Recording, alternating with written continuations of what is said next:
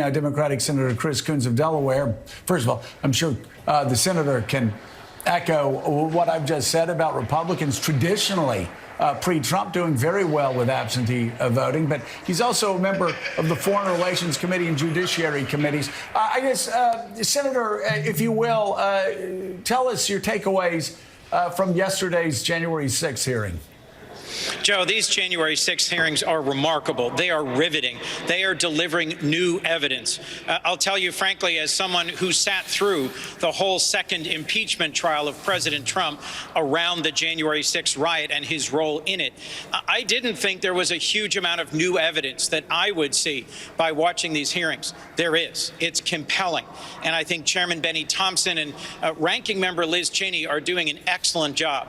The testimony day after day is building a case that President Trump knew he had lost the election, that he was fraudulently reaching out to his donors and getting them to send in millions of dollars, that he refused evidence that he had lost from his close supporters, and that he went ahead anyway with a core team led by Rudy Giuliani with planning the January 6th riot that ultimately led to the first time in our history a mob stormed our Capitol to try and interrupt the peaceful transfer of power.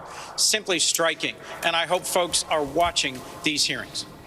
Yeah, you've said quite a number of times that you really want Americans to zoom in on what's happening during these hearings. And you touch on something that my father talked about in the final decade of his life, and the concern about the inequality in this country and the potential for political violence, for people to be swept up, like in a Trump-type cult.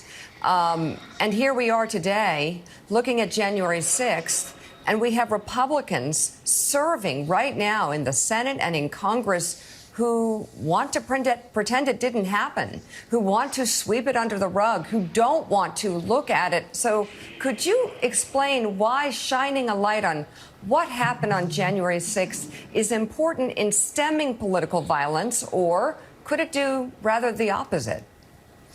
Well, Mika, you had Raphael Warnock, Reverend and Senator Raphael Warnock, on just a few minutes ago, and I thought he gave a compelling insight about this. A core question is, are we a January 6th nation riven by partisanship and inclined towards politically motivated violence, or a January 5th nation, the day on which both he and John Ossoff were elected in Georgia?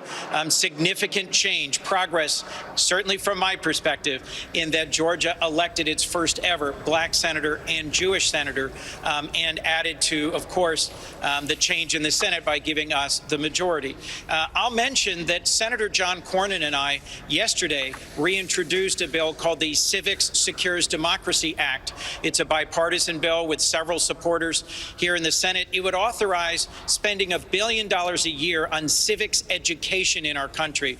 Only 9 states require a full year of civics in high school or middle school, and I think part of what's going on, the fraying of trust and confidence in our system, is because too many of us at all ages are distracted by social media that spins us into more and more extreme and isolated perspectives, where we are reinforcing our negative views of our political opponents and demonizing them. President Biden, since he was elected, has tried to help bring our country together by making appeals to our common American interests. That's a lot of why I supported him. I believe in President Biden's view that compromise can bring us together. And Joe and Mika, I am encouraged that we have 20 senators willing to work together after the horrific shootings in Uvalde and Buffalo and many others to make some progress on gun safety and mental health. Senator, let me ask you about that. Good morning. You do have 10 Republicans on board now with 10 Democrats who've come up with this deal. No legislative text yet, but we know the broad outlines of it on red flag laws, mental illness, mental health, and school safety. Are you encouraged? We know that there's some sort of bill writing that still has to get done here, and there may be some snags along the way. But are you encouraged that something not just might get out of your small group, but that something may actually pass the United States Senate, not just as something that people can check a box and say we did something, but that make significant progress into stopping gun violence in the country? I'm encouraged that we continue to make progress towards legislative drafting. The framework that was announced this weekend is an important step forward, but turning it into a bill on the Senate floor, that's the hard work. And I spoke to several senators last night and this morning who are engaged in that. I did speak to several Republican senators who are not a part of this framework group yet, who said they were looking it over and considering supporting it. I'll mention one other feature you didn't mention there and what's included, the so-called boyfriend loophole. In this country, if you are convicted of domestic violence against someone you are married to or you have children with or you live with, you can be prevented from buying a weapon. But not if you've been convicted of domestic violence against someone you're dating. That's a loophole that this bill, as we turn it into bill text, would also close. It makes advancements across the waterfront in gun safety, in combating gun violence, and investing in community and school mental health. Is it everything I would have wanted? No, absolutely not.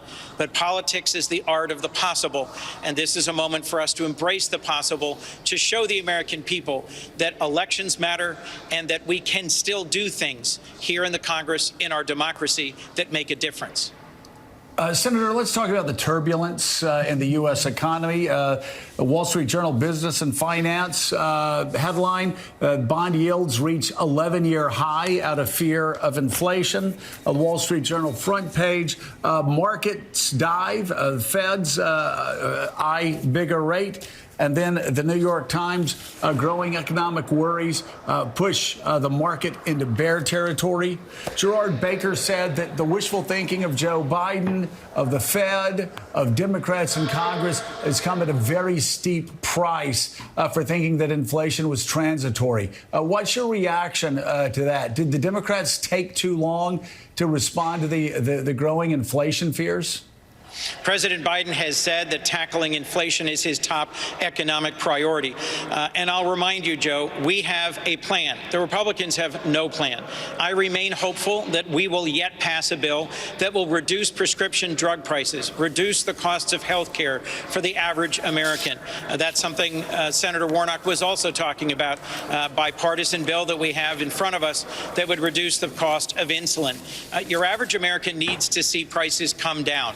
And that's something we are all tackling here in Congress. In my caucus, we have a plan for how to do that. And I do think the next couple of months will be challenging if we cannot get the costs of gas and groceries and everyday living down. One of the things I hear most about from my constituents is the cost of prescription drugs and health care. Senator Chris Coons, thank you very much for coming on this morning. A lot to do there in Washington. So much. Yep. Still ahead on